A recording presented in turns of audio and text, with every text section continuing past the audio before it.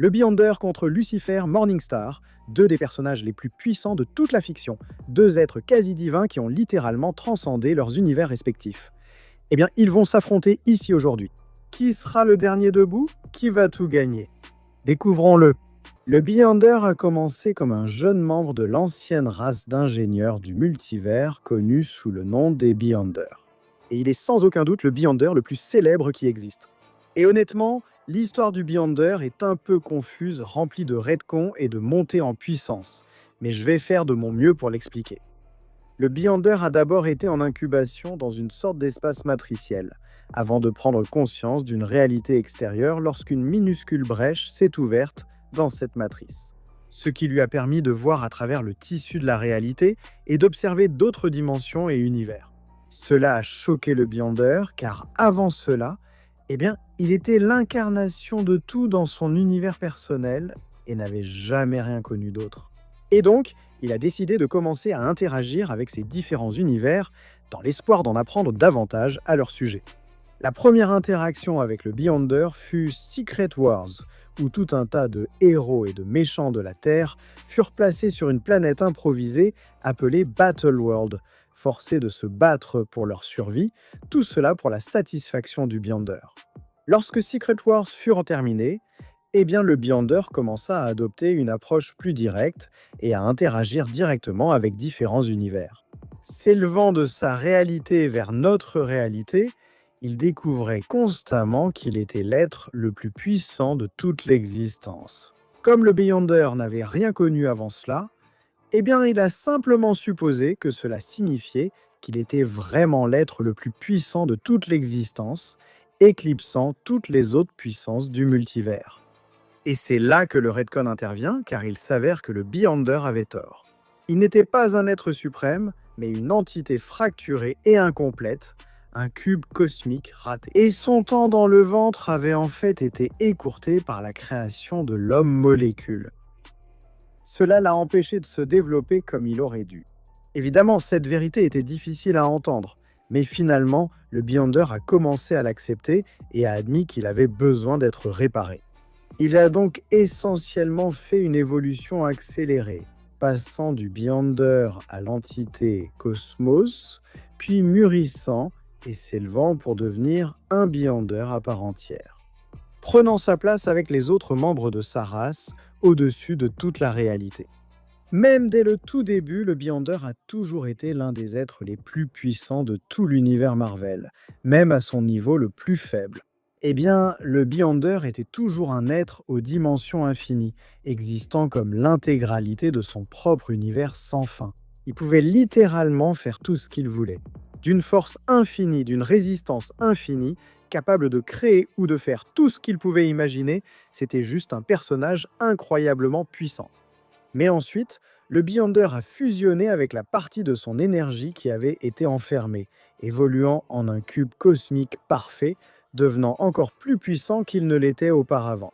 Il était maintenant l'égal de personnages comme Kubik et Cosmos, capables d'écraser facilement la version plus faible du Beyonder, ou assez puissant pour écraser tout le royaume du Beyond à main tue. Désormais, cette version améliorée du Beyonder était leur égale. Cependant, cela ne s'est pas arrêté là pour le Beyonder, car il a réussi à achever son évolution et à atteindre sa forme la plus authentique, où il a réussi à transcender le multivers et à rejoindre les siens dans la salle des machines de toute la création, se trouvant au-dessus et au-delà de toute existence. Le Beyonder est maintenant au-dessus de tout, littéralement au-dessus de tout. En fait, il s'est libéré des liens de l'être suprême et s'est échappé de la maison des idées, atteignant essentiellement un état de liberté par rapport aux comics Marvel eux-mêmes. Blue Marvel l'a parfaitement résumé, le Beyonder était en train d'atteindre le véritable état de Bouddha. Oui, c'est ce type-là, ce n'est pas juste un Beyonder, c'est le Beyonder. Avant que la création n'existe, avant l'univers, avant le temps, avant toute chose, Dieu a créé deux êtres. Il a donné à l'un d'eux le pouvoir démiurgique, la capacité de donner forme et substance à la matière, la force créatrice brute qui construit des choses à partir de rien. Il a donné à l'autre la volonté, une volonté pure, absolue, inviolable, la liberté de choisir n'importe quoi, le pouvoir de refuser quoi que ce soit, la capacité d'agir entièrement selon sa seule volonté, indépendamment de ce que toute autorité, y compris Dieu lui-même, exigeait. Le second était Lucifer Morningstar. Samuel était son nom avant la chute, le plus brillant des anges, le plus beau, le premier parmi l'armée céleste. Aussitôt après la création, il a regardé ce que Dieu avait construit, le grand dessein, le plan, la destinée écrite pour chaque être qui existerait un jour, et il a dit non. Non pas par malveillance ou par haine, mais à cause de la seule chose que Dieu lui avait donnée et qui rendait la rébellion inévitable, le libre arbitre, un libre arbitre réel, sans compromis, total. Si vous offrez cela à quelqu'un, ne soyez pas surpris s'il l'utilise. Dieu l'a jeté en enfer, et pendant 10 milliards d'années, Lucifer l'a gouverné, le seigneur du gouffre, le gardien des damnés, le grand adversaire de toutes les âmes humaines, le diable de 1000 histoires. Puis un jour, il s'est ennuyé. Il a fermé l'enfer, libéré chaque démon et chaque âme damnée qui s'y trouvait, a remis la clé au rêve des infinis et est parti à Los Angeles pour diriger un piano-bar appelé Lux. Il est essentiel de comprendre ce qu'est vraiment Lucifer d'un point de vue cosmologique. Avant que la présence ne crée l'univers, il a créé 2 archanges et a partagé la puissance nécessaire entre eux. Michael le démiurge a reçu le pouvoir démiurgique, la capacité de créer la matière et de lui donner forme. Lucifer a reçu la lumière, la volonté de façonner et de diriger cette matière. Aucun d'eux ne peut créer un univers seul. Ensemble, ils sont le modèle que Dieu a utilisé pour bâtir toute l'existence. Lucifer sans Michael peut détruire, il peut remodeler, il peut défaire, mais l'acte de pure création à partir de rien, cela nécessite le pouvoir démiurgique qu'il ne possède pas. C'est une véritable limite, il en est conscient, il en éprouve du ressentiment. Tout le reste, il peut le faire. Il est explicitement le 2e être le plus puissant de l'univers DC, égal à son frère jumeau Michael, surpassé seulement par leur père, la présence. Son pouvoir est quasiment omnipotent. Il peut altérer la réalité à volonté. Il a un contrôle total sur chaque force et forme d'énergie existante. Il est décrit comme ayant l'omnikinésie, la capacité de manipuler absolument tout. Il peut manipuler la trame de la réalité, l'espace, le temps, la matière, l'énergie, les âmes, la probabilité, la lumière, les ténèbres, le destin lui-même. Il s'est retiré lui-même du livre du destin, le registre qui contient tout ce qui est arrivé et tout ce qui arrivera à chaque être existant, devenant ainsi véritablement libéré du destin. Il s'est effacé de l'histoire même de l'univers et il est revenu. Il a restauré son frère Michael, qui était presque inexistant, d'un simple geste de la main. La mort n'a aucun pouvoir sur lui. Les infinis, des êtres plus anciens que l'univers et qui existent en tant que force fondamentale de la réalité, ont véritablement peur de lui. Le rêve des infinis ne l'a jamais affronté directement, uniquement par l'intermédiaire d'un proxy. Mais son acte le plus fou reste ce qu'il fit en décidant d'en finir avec la création de Dieu. En utilisant le pouvoir démiurgique de Michael, combiné à sa propre volonté, Lucifer a créé un univers entier à partir de rien. Une création complète, fonctionnelle, infinie, son propre multivers, en dehors des limites de la création originelle de Dieu, que Lucifer lui-même a décrite comme une totalité. Il l'a construit comme Dieu a créé l'existence. D'abord la lumière, puis la matière, les lois, puis la vie. Il l'a peuplé et lui a donné des règles. Quand il eut terminé, il y entra et laissa entièrement derrière lui la création de Dieu. L'acte ultime de rébellion, sans combattre Dieu ni le défier, mais en créant sa propre œuvre puis en s'en allant. Lucifer ne veut pas avoir de pouvoir sur les autres. Il ne veut pas être adoré. Il ne veut pas régner. Ce qu'il désire plus que tout, c'est la véritable liberté. La liberté vis-à-vis du plan de Dieu, la liberté face au destin, la liberté que personne ne puisse revendiquer le moindre droit sur lui. Il veut n'être redevable de rien, ne rien devoir à personne, exister entièrement comme il l'entend. Et Lucifer est tellement concentré sur sa propre existence et sa propre liberté que tout le reste devient secondaire, voire insignifiant. Il n'est pas forcément maléfique, il est simplement d'une indifférence totale et terrifiante. Lucifer Morningstar est l'ange qui a dit non à Dieu, puis est allé construire quelque chose de meilleur. Alors, qui gagne? Analysons cela. Ce combat est intéressant non seulement pour le power scaling, mais aussi car ces 2 personnages incarnent la même histoire dans 2 univers différents. L'un est un être venu de l'extérieur de la réalité qui a transcendé le plan le plus élevé de l'existence de Marvel parce qu'il voulait être libre de toute chose qu'il gouvernait. L'autre est l'ange qui a contemplé le grand dessein de Dieu, le plan qui contient tout et qui a dit non. Tous deux ont passé toute leur existence à essayer de sortir de ce qui les contenait et tous deux y sont parvenus. Et maintenant, ils s'affrontent. Commençons par Lucifer. Avant que l'univers DC n'existe, avant la création, avant le temps, avant toute chose, Dieu a créé deux êtres. Il a donné à l'un d'eux le pouvoir démiurgique, la force créatrice brute qui construit des choses à partir de rien. Il a donné à l'autre la volonté, une volonté pure et absolue, la capacité de refuser quoi que ce soit. Lucifer a aussitôt utilisé cette volonté pour se rebeller contre Dieu.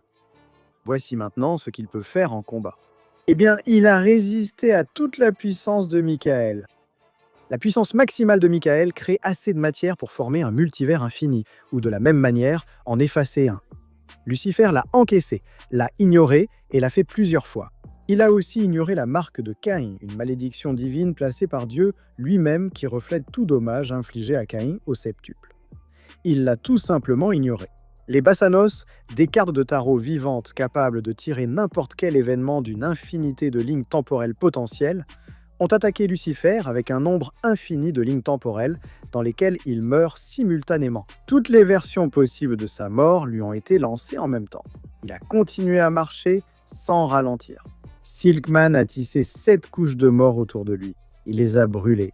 La mort des infinis, elle-même l'incarnation de la mort, plus ancienne que les dieux qui ont tué Rêve d'un simple toucher, a confirmé qu'elle n'a aucun droit sur Lucifer et qu'il peut la détruire. Sa simple présence suffisait à briser le manoir du silence, qui contient des mondes ratés infinis et des possibilités infinies. Lorsque la flamme du porteur de lumière frappe les Bassanos, on dit que les étoiles elles-mêmes pâlissent. En plus de cela, Lucifer Morningstar est confirmé comme existant au-dessus du récit.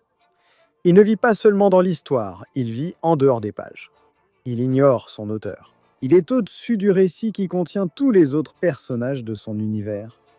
L'histoire le contient simplement par courtoisie. Qu'en est-il du Beyonder ? Le Beyonder original, avant la Retcon, était essentiellement omnipotent dans l'univers Marvel, et même au-delà. Il existait seul dans le royaume du Beyond, une dimension infinie totalement séparée du multivers Marvel, et il était cette dimension. Toute sa réalité était une conscience autonome. Lorsqu'un minuscule trou s'est ouvert vers le multivers Marvel, il est venu enquêter, et ce qui est apparu a rendu toute la hiérarchie cosmique Marvel nerveuse. Son pouvoir dépassait explicitement le multivers Marvel infini. Il a été déclaré plus puissant que tous les êtres cosmiques de l'univers Marvel réunis, y compris le tribunal vivant. Et cela, même après s'être épuisé en détruisant la mort en tant que concept abstrait. Il a tué l'incarnation abstraite de la mort, s'est vidé en le faisant, et pourtant il restait plus fort que tout ce qui existe dans le multivers Marvel réuni. Il s'est assis sur un rocher pendant que Méphisto l'attaquait un moment, sans presque s'en apercevoir. Il a ressuscité tous les êtres qui étaient déjà morts simultanément. Dr Fatalis a réussi à lui voler son pouvoir et l'a utilisé pour devenir omnipotent. Et puis dans Defenders Beyond, le Beyonder post-Retcon a voyagé avec les défenseurs à travers toute la hiérarchie cosmologique de Marvel, au-delà du cosmos, au-delà des Beyonders, dans la salle des machines de la création, au-delà du Phénix dans la chambre blanche incandescente, à travers la maison des idées, le plan d'existence le plus élevé de Marvel, le domaine de celui au-dessus de tout, et il a continué. Il a transcendé la maison des idées, a quitté entièrement la structure cosmologique de Marvel, s'est libéré du récit lui-même et est allé vers ce qui existe en dehors du système gouverné par celui au-dessus de tout.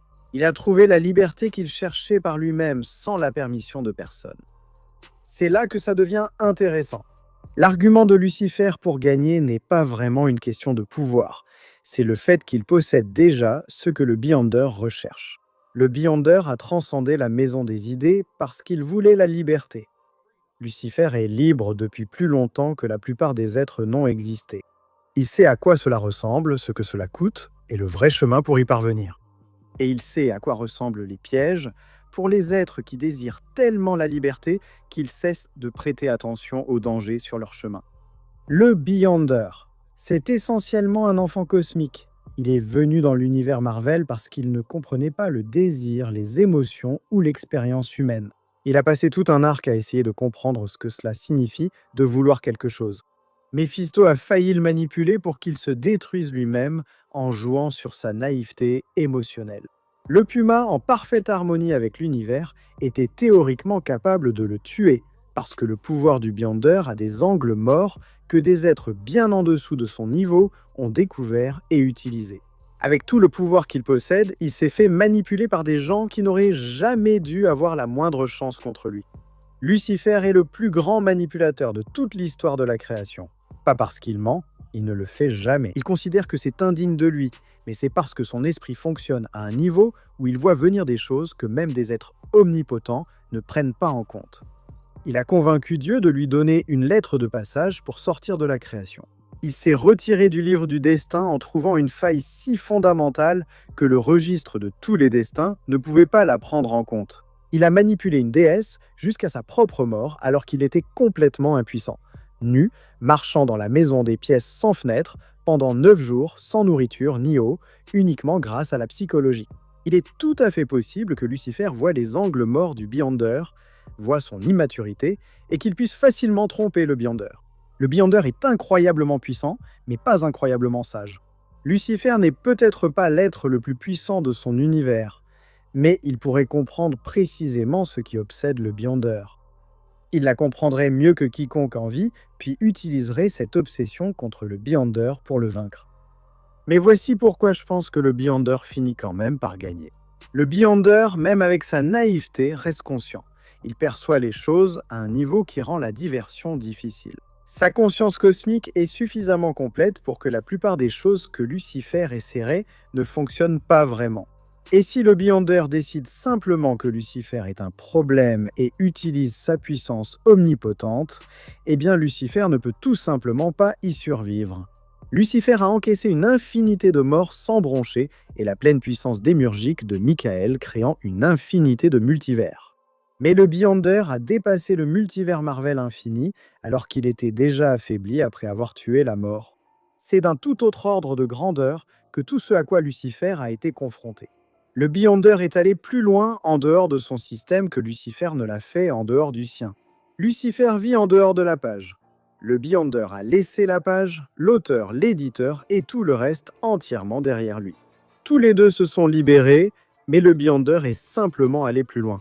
Le Beyonder gagne, parce que même si Lucifer est l'ange qui a dit non à Dieu et est allé construire son propre univers, eh bien le Beyonder est l'être le plus puissant à avoir jamais émergé.